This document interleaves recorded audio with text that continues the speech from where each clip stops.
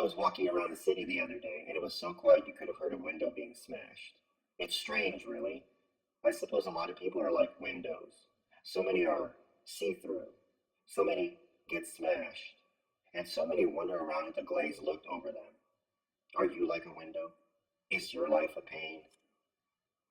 These are my thoughts on didactic and heuristic approaches in the teaching of college writing. Rest assured, I've had many colleagues disagree with me on this topic. My goal is to understand them a little more. So, this video will briefly address my thoughts on didactic and heuristic approaches in the teaching of writing at the university level. I have been teaching writing in higher education now for 11 consecutive years.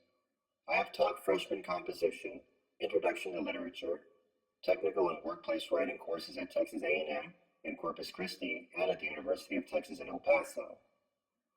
And I have been teaching standard and multilingual composition, as well as professional and business writing courses at Arizona State University and at Gateway Community College. While not always, writing instructors that lean more on the didactic side of teaching sometimes incorporate a moral dimension. What is didactic? Well, in my sphere of influence, or better yet, in the teaching profession, this can translate into pure instruction, or better yet, the main focus becomes instructing individuals how to do something in a prescribed way, with a prescribed outcome.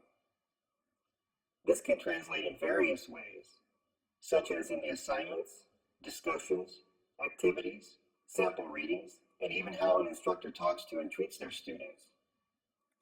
While a didactic approach might not be an altogether bad approach in a writing course, many have questioned if it improves students' writing.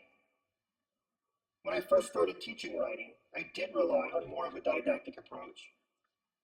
My presentations, handouts, worksheets, and activities were geared toward having students learn specific writing styles or genres, concepts, and information, so that all of the students would create a final product that would be similar, or somewhat sound and look the same.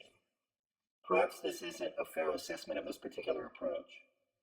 Usually this depends on a professor or instructor's expectations for each of the writing assignments, or the writing course they are teaching, as well as their focus of study within a myriad of programs housed within English department. Frequently, though, the intention is to have students sound as academic as possible, using writing conventions such as MLA or APA to achieve this. Now, this isn't bad. Don't get that impression. I mean, most people at the university want students to write academically. Of course, just what does it mean to write academically? There are many different answers and perspectives to consider for this question. Too many for this short video. It's just that I've seen this approach to teaching writing reappearing over the years I've been teaching in higher education.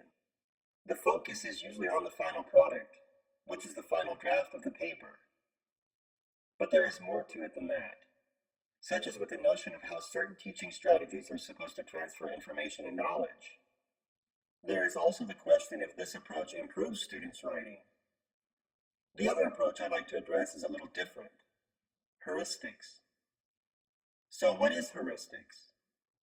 Essentially, from an educational perspective, heuristics involves individuals learning something for themselves. There is an emphasis on problem solving.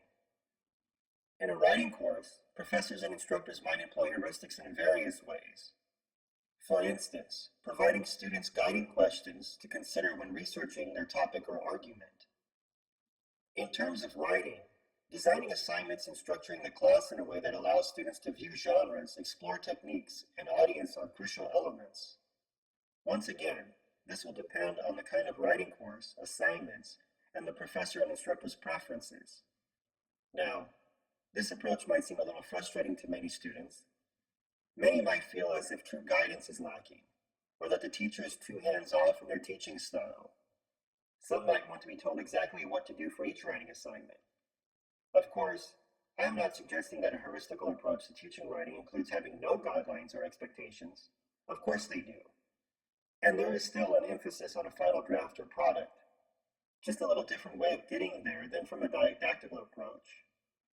In a way, both these approaches seek to have students learn something more about their writing habits and the rhetorical choices they are making to express an idea or argument, as well as how to express information and knowledge in an academic writing convention and to an intended audience.